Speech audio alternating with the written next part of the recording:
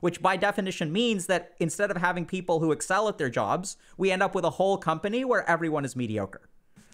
Let's take a look at some ADHD TikToks on burnout. Very excited to offer you the opportunity to take on more responsibility here. You mean like a promotion? Like an opportunity? Oh my God. I'm very excited to offer you the opportunity to take on more responsibility here. You mean like a promotion? Like an opportunity? Like an unpaid promotion? So you get it. Yeah, okay, cool. I was really hoping we could talk about the role that opened up on the management team. We are gonna fill that role with an external hire who we're gonna offer just like an obscene compensation package. Okay. Honestly though, like an embarrassing amount of money. Right. I can offer you an interview, though, to keep your hopes up so that you'll take on all the roles and responsibilities while we look for a replacement. And if I do a good job, maybe you will give me the promotion. Absolutely not. I intend to keep you in your current role at your current salary until you burn out and quit. Of course. Yeah. Cool. All right. So this is great for a number of reasons. So first, let's understand like how accurate this is. So I think this can be very accurate. So in my experience, there are two kinds of companies. Some companies will do this, where they'll sort of figure out that someone is in a particular role and it's more trouble than it's worth to move that person out of a role and then like find a replacement. So let's just think about this. Let's say that there's like a managerial position that opens up at your company and you want to get promoted. So right now they have to fill and train one role, right? Because even if you get promoted, you're going to have new responsibilities. There's going to be an onboarding process.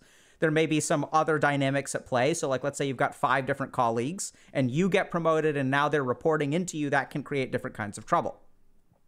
So if they promote you, not only do they have to onboard and do that kind of stuff, but they also have to potentially fill your role that is now vacated. So now they have to onboard 2 people. So there are kind of 2 transitions. So sometimes companies kind of think like this and they will, they'll kind of do this sort of stuff. The other thing is that sometimes companies do want to give people opportunities to do extra unpaid stuff. And that's one of the ways in which companies give people opportunities to distinguish themselves. And that's where I'd say like we've got to be a little bit careful here because there are 2 kinds of companies that I've seen.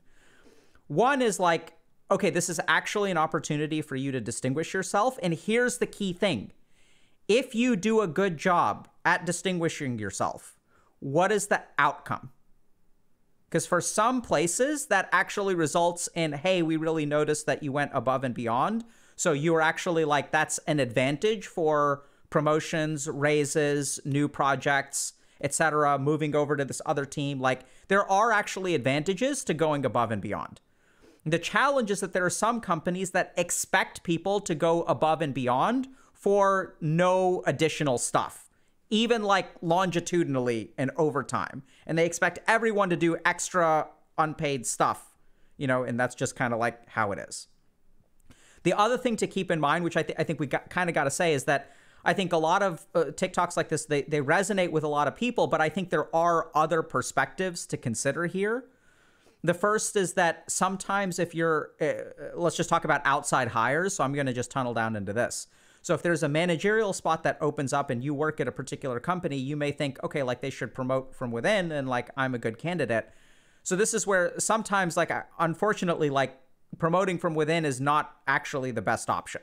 So I'll give you all just a simple example. So I've worked with real estate developers, for example, that have real estate agents that are like really good at sales.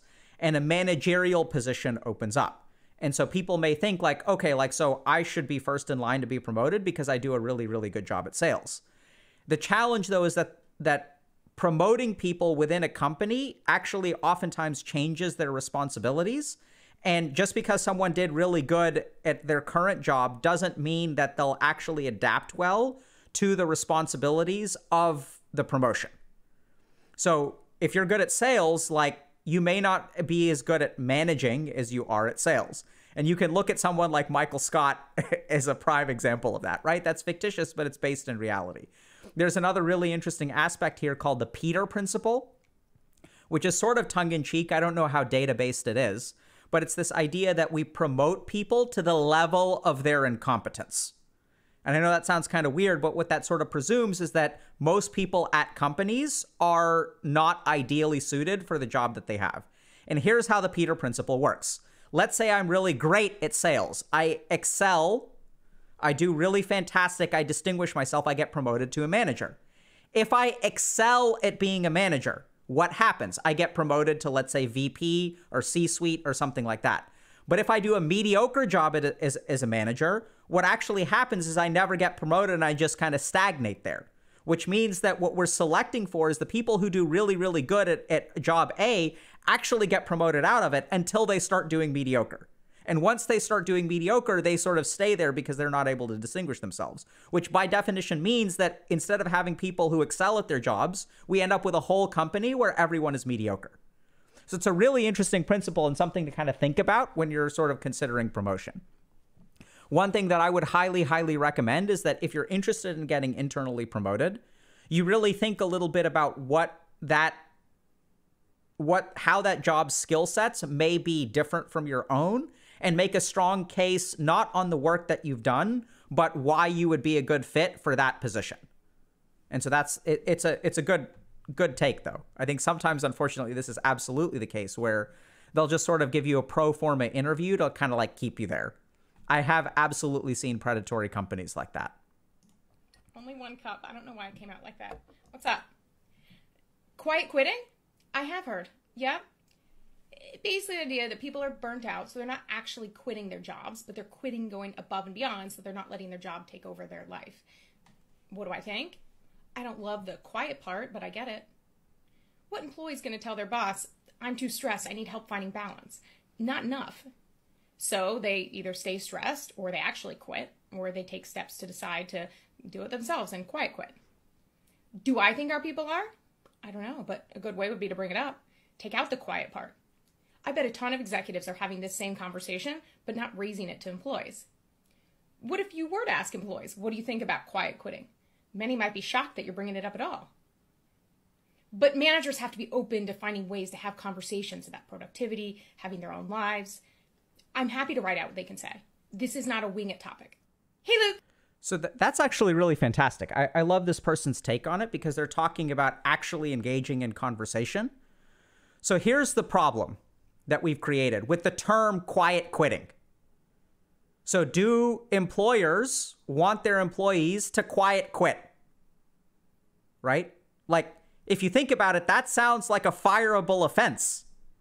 And so even with the phrase quiet quitting, what you've done is make it hard to actually engage in a conversation.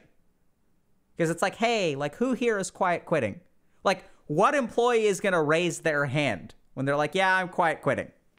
And what does quiet quitting mean? It just means not going above and beyond. It means just doing your job, which, by the way, is also really bizarre because why on earth are we calling doing your job quitting? Since when did doing your actual job become quitting? Like, what the hell is going on here? This whole phrase is like so problematic. And we've started to call, okay, yeah, these guys are quitters. What do you mean quitters? How are they quitting? Well, they're just doing their job. It's like, what the hell? That's not quitting. That's doing your job. The whole phrase is so misdirected, misunderstood, and I don't know how to say this. It's damning. So you can't have a conversation about it, which is what I think this person is kind of alluding to, is that people need to learn how to have conversations about it. The other thing to consider about quiet quitting is, why are people quiet quitting? This is important. I don't think it's always because of burnout. So burnout is on the rise, and people not going above and beyond is on the rise. Does that mean that the two are related? They can be. But here's the biggest reason that I see for quiet quitting. So when you go above and beyond, what do you get in return? If you don't get promoted, if you don't get a raise, if you don't get recognition, why would you continue going above and beyond? It's not burnout. It's just Pavlovian. So when someone puts in extra effort, if that effort is recognized, that's ideal, right? And if that effort isn't recognized, then people are going to stop doing it, right? Now, there's an interesting thing that we found in coaching, which is that there can be a cognitive bias at play here where everyone thinks they're doing extra, whereas sometimes what they're sort of doing is like, it's not really extra. It can actually be part of their job. Or they're doing a lot. This is the other thing that we see so often in career coaching, is that people are doing extra that doesn't actually like the company doesn't value or people don't really care about. And in that case, I think it's totally fine to not invest that effort. I mean, we'll advocate for people to think about what the company actually cares about and invest extra in a way that the company will appreciate as opposed to just investing extra. But I think this is like a really, really important point to kind of think about. And I think the whole phrase is so damning that it's very hard to talk about. And like, I don't know when doing your job, how we started calling doing your job quitting. It's like, I can see how this phrase has caught on so much because I think there's a group of managers out there who fundamentally believe their employees are lazy. And if you're a manager who fundamentally believes your employee is lazy, having them do their job is quitting in your eyes. And somewhere along the way, what's also happened is that going above and beyond has become the standard. Right? Where it's like, oh, everyone, like we want go-getters. We want people to go above and beyond. I think going above and beyond, honestly, I think it's great. Like, I got to be honest with y'all. So when I was in med school, I tried to go above and beyond. When I was in residency, I tried to go above and beyond. Here at HG, I tried to go above and beyond. I still try to go above and beyond. I think it's good. It's just you need to have a relationship where people recognize that and you go above and beyond in a way that is understood and hopefully appreciated. 3 signs your cortisol levels are high, part 2. Hi, my name is Christine Cohen. I'm a mental health dietitian who helps stress professionals overcome burnout naturally in their 30s. The first one is any level of anxiety. So that is chronic anxiety that any level of anxiety is a sign of high cortisol? You experience on the mild level all the way up to anxiety and panic attacks. Second is finding yourself feeling really frustrated, really irritated often, all the way up to exploding rage. This is a sign that your cortisol levels are high. And the third is intense cravings for carbs, sugar, salty, and even alcohol throughout the day, but definitely later in the day and after dinner. If you experience these symptoms often, it's a sign that you're living in fight or flight mode and your cortisol levels are imbalanced. To learn more about why this is happening and how to naturally balance yourself back out, go download my free guide and learn more. So I'm not sure. So this person is a dietitian, so they may know more about this than I do. But some stuff about this like makes me kind of concerned. So the first is that I'm not quite sure if they're talking about cortisol or they're talking about burnout, or if they assume that the two are automatically linked. So I know this sounds kind of weird, and this person may know more about this than I do. But like, I'm not sure that hypercortisol and burnout are actually like correlated. It makes sense that they are, because burnout is sort of a high stress state. You have a high level of cortisol. And there's a lot of stuff here that I think is scientifically like, it sounds like they really know what they're talking about in terms of craving of carbohydrates and stuff. That can be consistent with cortisol.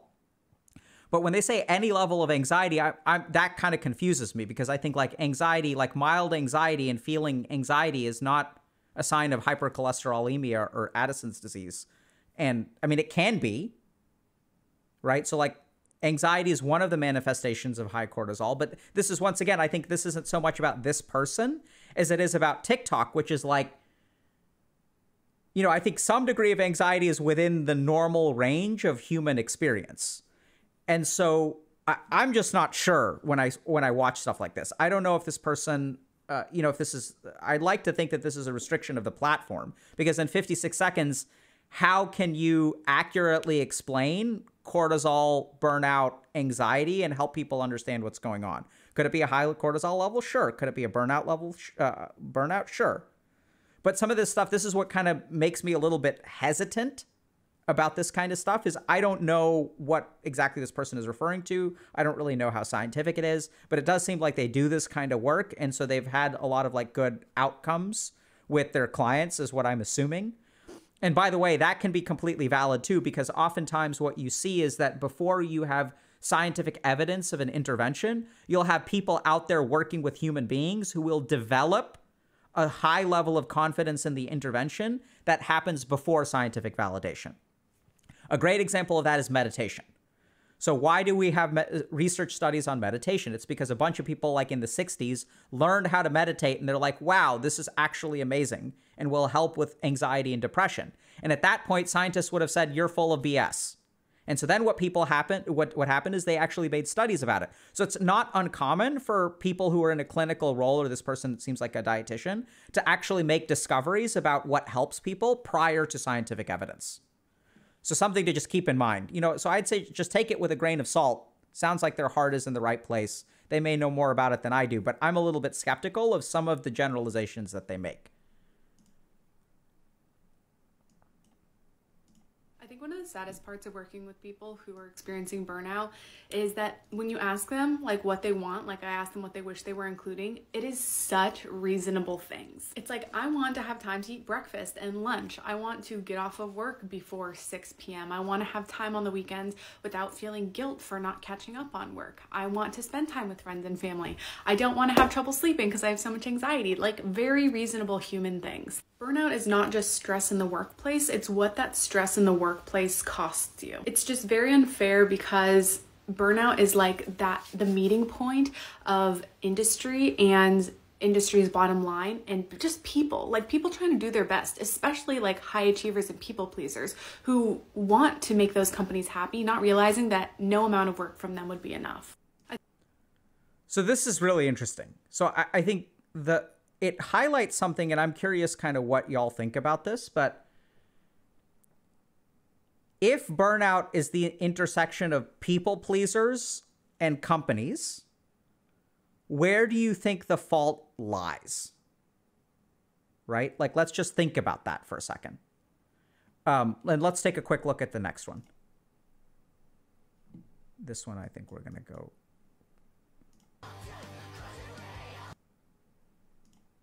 Watch TV, but it's not productive. Video games are not productive. I wanna get sleep, but it's not productive. I still love it, ain't gonna be productive. I gotta be productive. Cause in reality it's not productive. Way of all mistakes, gotta be productive. So I think this really highlights kind of a good point. So when I'm asking like, okay, who's at fault here? Some people are saying mostly companies. And some people are saying both. Here's our experience with burnout, and there's science to kind of back this up. So I think the biggest problem with burnout that's going on right now is that companies are blaming employees, and they're saying, oh, burnout is something that you need to handle.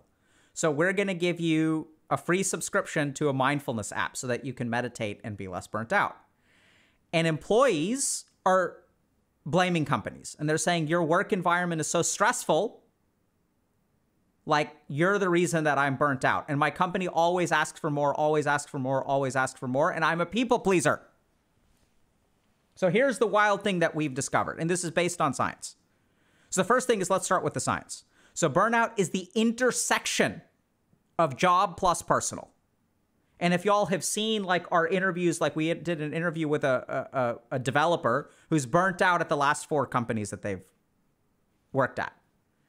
And what we tend to find is, if someone's a people pleaser, and like, let's say your boss is like really nice boss, and it's like, hey, we've got like something else that's kind of come in the pipeline. There's a possible deal. Anyone interested in kind of taking it on? And then the people pleaser is like, yeah, me. And you're like, okay, cool. You want to take it on? Go for it. And then a week later, the boss is like, hey, we've got something else coming on. Like, anyone interested in taking it on? People pleaser is like, or the boss asks like, hey, do you have bandwidth for an additional project? People pleaser is like, I'm not allowed to say no. I'm afraid of what my boss will think when I say no. So I'm going to say yes, even though they don't have the bandwidth. And so from the boss's perspective, let's assume for a moment that the boss is nice. He or she is a nice boss, and they're actually genuinely asking, hey, are you like at capacity, or do you have space for something else? You tell me. If you tell me you're at capacity, it's totally fine. Like, I'm not going to think any less of you. I respect you as an employee. I respect your ability to manage your own work. You're hardworking. You're not a slacker. So I am trusting you to tell me where you are. I'm actually trusting and respecting you. But the people pleaser is like, I never want to say no to anything because that makes me feel bad on the inside. So this is the harsh discovery that we've made when we work with people who are burnt out. And we've worked with a lot of them.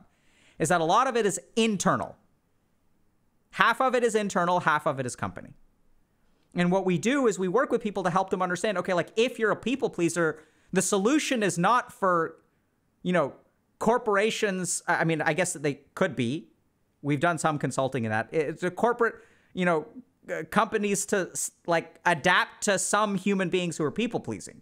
The real solution, and I say this as a clinician who's worked with tons of people pleasers, is like if you're people pleasing in your job, you're also people pleasing in your personal relationships.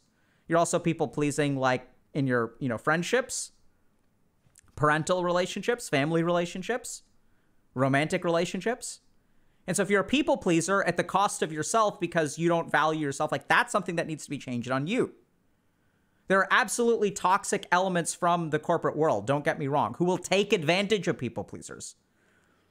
And I encourage y'all to like watch the interviews and stuff, because what we've really seen is that fixing burnout is addressing some things at the company level, but it's also addressing a lot of things at the individual level.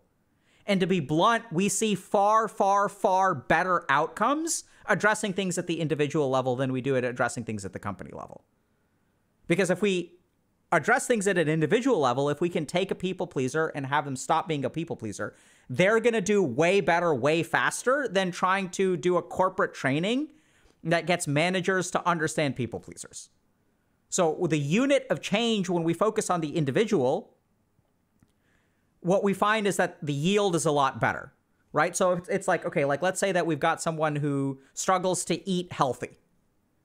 What we can do is we can absolutely go to a government FDA and we can say, hey, y'all have to change advertising. You need to add this nutrition facts. You need to put warnings on food. You have to do this and this and this to warn people of the dangers. You have to make it hard for people to buy this stuff. We need to increase the taxes on sodas. We need to do all of this worldwide stuff to help people who eat in an unhealthy way. I think all that stuff is fantastic. But if you are someone who struggles to eat healthy, I would encourage you, I don't think you can wait for all that to happen. That the people who end up eating healthy are the ones who make a personal change.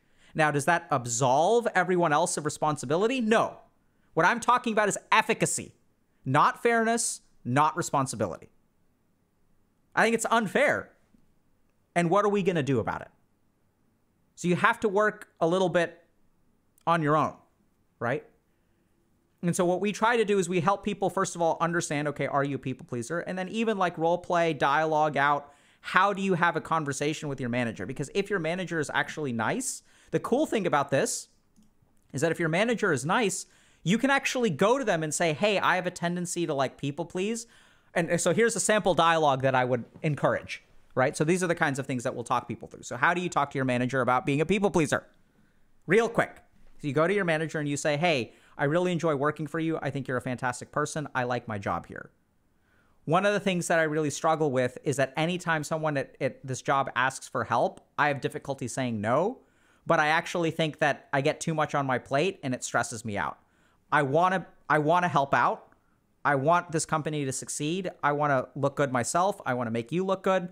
I want the mission of the company. Let's say I work at a hospital, right? So I care about patients. And I want to help out my fellow nurses when something, when there's like a shortfall in nursing.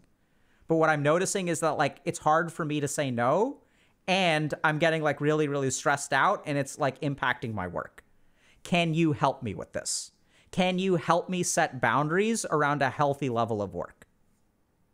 And it's amazing when you go to you're not saying, hey, I'm lazy. Hey, y'all are taking advantage of me. Y'all are an evil corporation. You're like, hey, this is something that I really struggle with. Will you help me? And what's really awesome is like most managers will be like, absolutely. We'd love to help you. Okay, let's think about this. How can we set limits on how much you actually work? I'm going to talk to the charge nurse about this. Let's try to figure out like what's a good plan. Because most people are like good human beings. The problem is we're never taught how to approach these conversations.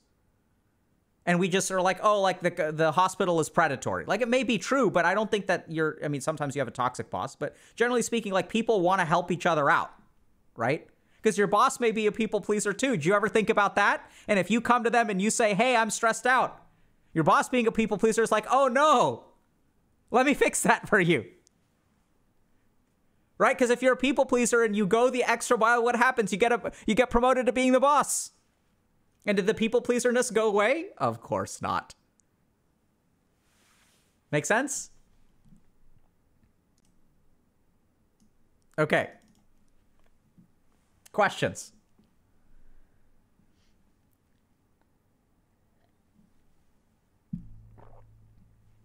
So Trash Can Raider is saying, I think you're overestimating people. Maybe. It hasn't been my experience. So I'm estimating people based on my experience. And what I've learned is that if you think I'm overestimating colleagues or people, what I've really found is that effective communication or ineffective communication will result in how people respond to you. So I can understand why you're like, oh, you're overestimating people, because when I talk to people, it doesn't work like that. So that's where I challenge you a little bit. I'm not saying that you're wrong, right? So my first job was like serving up ice cream, and I've had other like kind of basic labor sort of jobs over the years. So I've done that kind of work, but I'm also now for the last like decade in a position that has a lot of professional respect.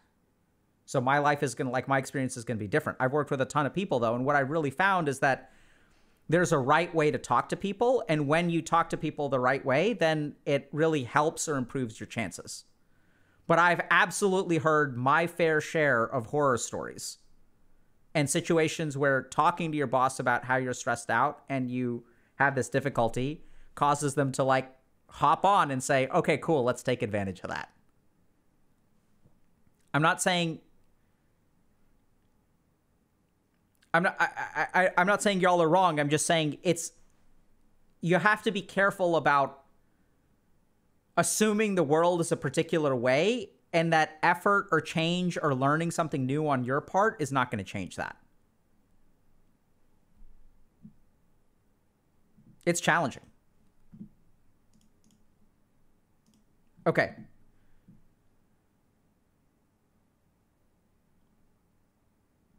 So Real Riker is asking, how do you manage your burnout when you might be expected to work even late to get stuff done? So that's a great question. So what I would say is, where does that expectation come from? Where's the expectation that you have to work late? That's how you challenge it from the beginning. So if you have to work late, why is that? There could be all kinds of reasons that you have to work late. I've had to work late. So some of that is like learning curve. So is it temporary, or is it that you have difficulty with something that most people in your job don't have difficulty with?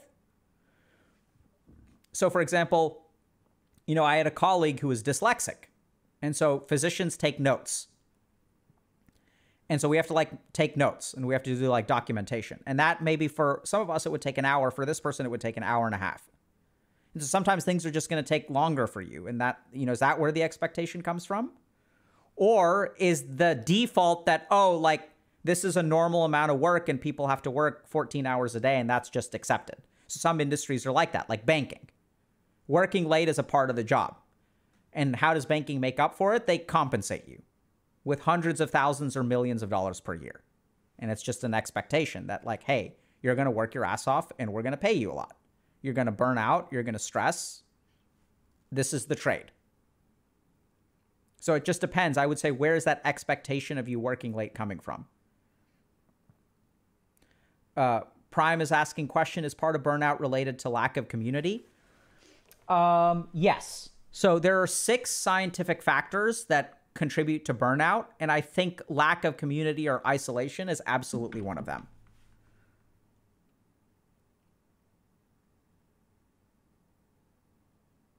All right, shall we move on to... great catching you at TwitchCon, by the way, Prime.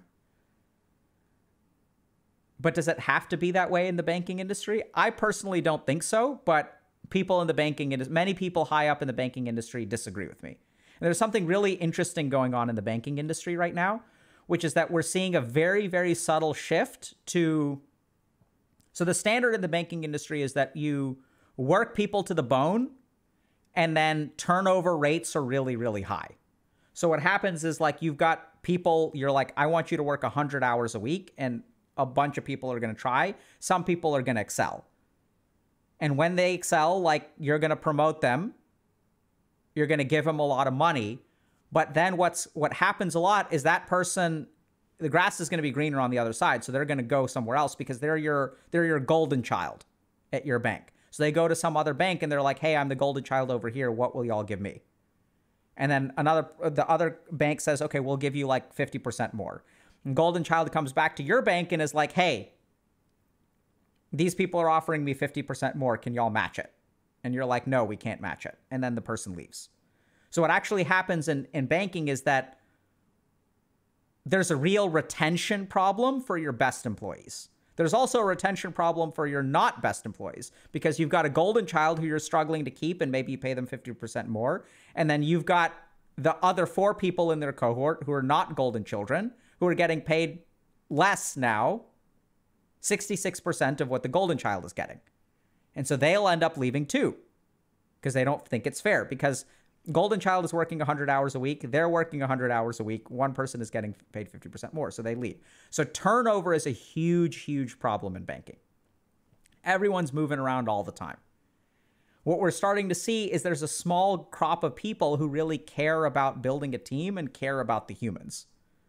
And what they've really discovered, which is crazy, is that if someone enjoys working for you, they'll actually turn down 50% more money to stay with you because the toxicity isn't worth the money. And you may be thinking, that's crazy, 50% more money. But at some point, like, money has diminishing returns for some people. For some people, it doesn't. And it's just the more the better. It's a way to keep score in life. So I'm starting to see this change in banking where, like, some people actually genuinely care. They work less. They don't work people to the bone. You're allowed to have kids whenever you want. It's totally fine. We're going to support you. And that's worth so much.